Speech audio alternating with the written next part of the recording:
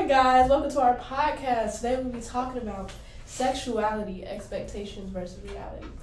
Sexuality is the capacity for sexual feelings, sexual activity, and one's identity to who they are sexually attracted to. Now let's get into it. Okay. In most sex education courses, you learn about consent, contraceptives, puberty, pregnancy, STDs, and body anatomy. I will be focusing on the heterosexual woman aspect of this. So in most heterosexual relationships, pleasure is mostly male-based. Oral sex is mostly one-sided. But the reality of this is women enjoy sex just as much as men, especially oral sex. All we'll be talking about is the sexual fluidity of men. The way that women can experiment with one another and still not be considered gay, men should have that same opportunity.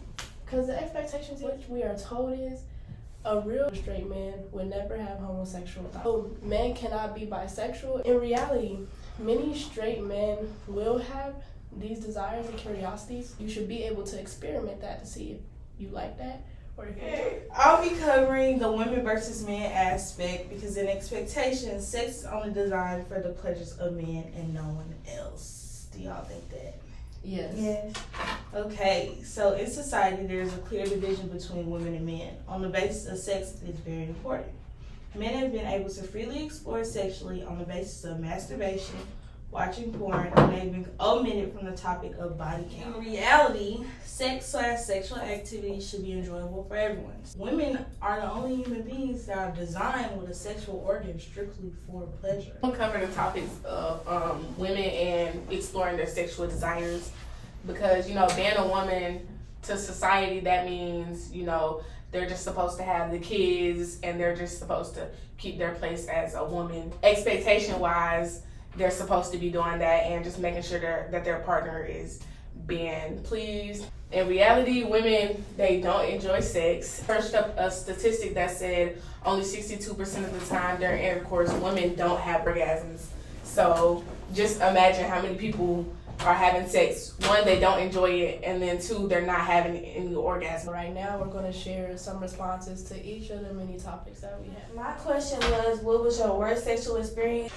My worst sexual experience was when I was losing my virginity for the first time. Came to the real thing, he was trying to do hand play, and he couldn't find, the female's pleasure part, which is, the clitoris. So he was basically just rubbing my pelvis. In that moment, she just like, oh, this is what sex is for me. So her expectations were that sex from this point on is bad. But in reality, she really could have had a decent experience. If he took the time and out. The question was, why do women fear their own needs sexually? I don't think women fear their sexual needs. Honestly, I just think that, unfortunately, we live in a world where a society where we've been kind of taught that, oh, this is for the man, or let me please him first. It's never just all about the woman. Recently, a lot of women are reclaiming their power and being able to say that, hey, this shit goes both ways. So they mostly base the good part of sex or what's good sex to them based off their partner's needs instead of their own most of the time. I feel like the fear comes in of fear of what he might say to me. Because I really like him, but I don't want how he his might feel. feelings. Right. Yeah. Our recording is in regards of, do men actually ever have curiosities about same-sex desires? A specific person? No, not a specific person, but just any sexual thoughts outside of heterosexual thoughts, with you being a cis man. Okay, and do you ever think you couldn't express these thoughts or act on them because of society? Because if you ever acted on them, you'd become gay. Because I knew what that was. I just thought about it. Because I just think, okay, I thought about it, then I wasn't attracted to it, so I said, hey, that's what I realized, I'm heterosexual. Thank you. I feel like even in his response, he didn't want to say the wrong he thing. did. Y'all couldn't hear because we know that man be mumbling. He said, yes, he has had thoughts before, but he never wanted to think about them again or talk about them because he knew what that would probably mean. To be something that we could talk about, as a society. So. My recording was, I asked, what does it take to be a hoe? Well, I believe that it depends on